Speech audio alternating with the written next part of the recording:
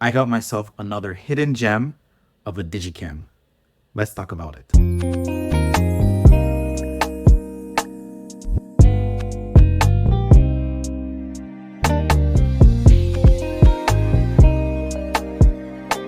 Today, we're going to talk about the Canon PowerShot SX150 IS. So again, this is another digicam from way back. This one though is a little younger than my previous one, which is the Canon PowerShot A710 IS. This was made in 2006. The SX150 IS is made in 2011. And here it says that it was designed with the casual photographer in mind, offering a blend of powerful zoom and capabilities with user-friendly features.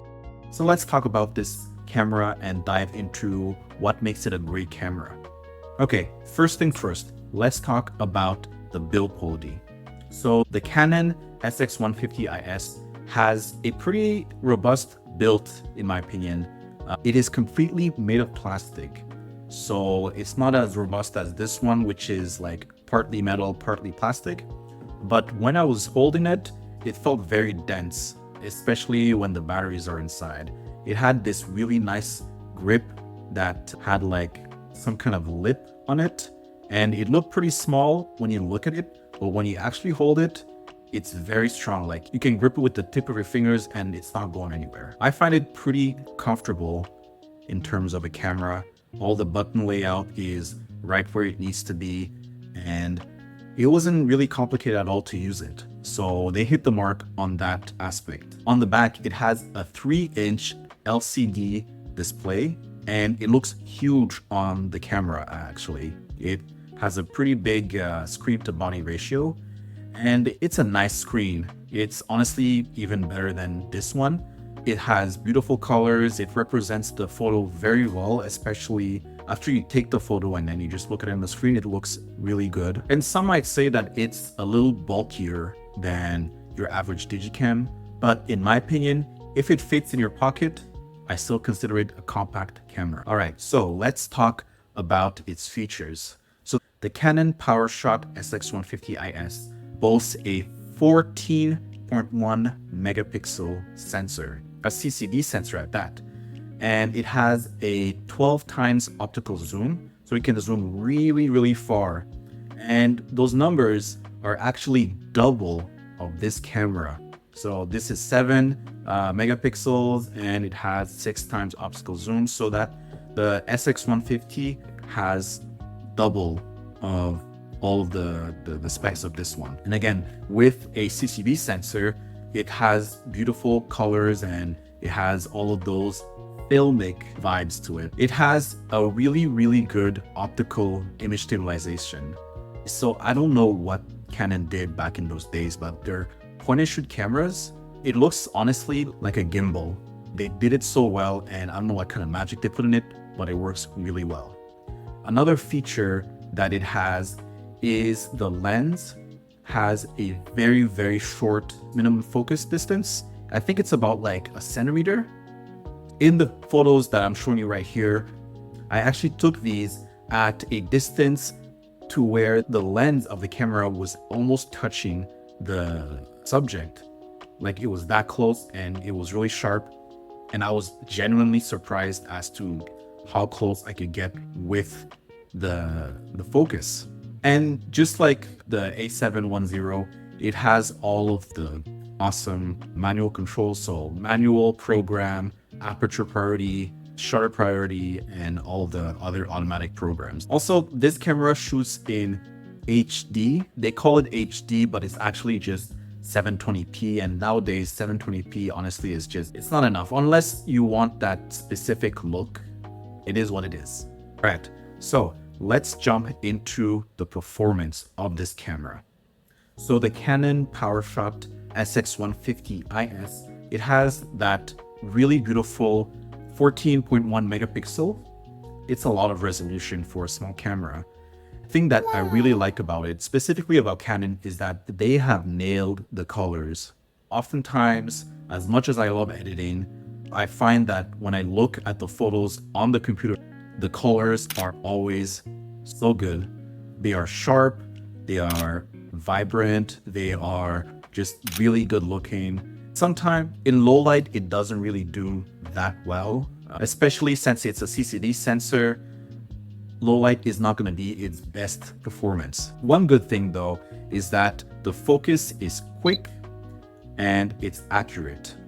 Another thing is when you turn on the camera, it turns on really quickly, like half a second, and the camera is ready to go. It has a decent battery life. In my experience, I got about 300 or so shots with 2 AA batteries. And personally, this is my advice. When you get these Canon cameras that take AA batteries, I highly recommend that you get rechargeable batteries. For some reason, they seem to last a lot longer than just normal disposable batteries. So that's just my tip. Let's just go quickly through the pros and cons. Let's start with the pros. Really far reach of a 12 times optical zoom. It has amazing image stabilization. It has a very user-friendly interface, and it's very, very affordable right now. And for the cons, some may consider it bulky, but again, as I said earlier, if it fits in my pocket, it's a compact camera. Next is the performance in low light is not as good since it's a CCD sensor, but you make do with what you got. And last but not least is the video, which is practically useless unless that's what you're looking for. So in conclusion, the Canon PowerShot SX150 IS. It's honestly a good overall everyday camera. So I took this camera through the ropes throughout these past few weeks. Here are some photos that I made with this camera. So I hope you enjoy them.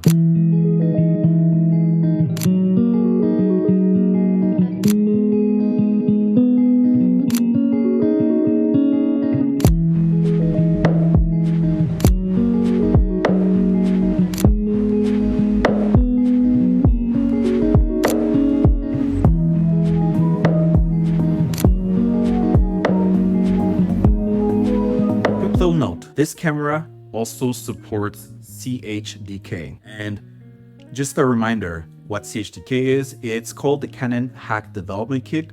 And long story short, it unlocks raw capabilities, raw shooting on the camera itself. On the website, they say that it's still in like beta or alpha and it might cause some glitches. But from my experience, it works perfectly. It works just like the one on this. And the raw files are actually really decent. One of the things though, to be honest with you guys, is the raw files, since it is uncompressed as all the information, the camera doesn't process it.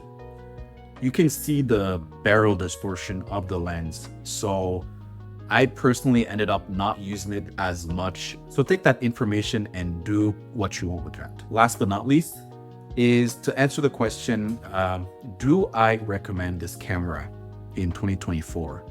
My short answer is yes. Honestly, it's a great camera. Minus its shortcomings, I had so much fun with this camera.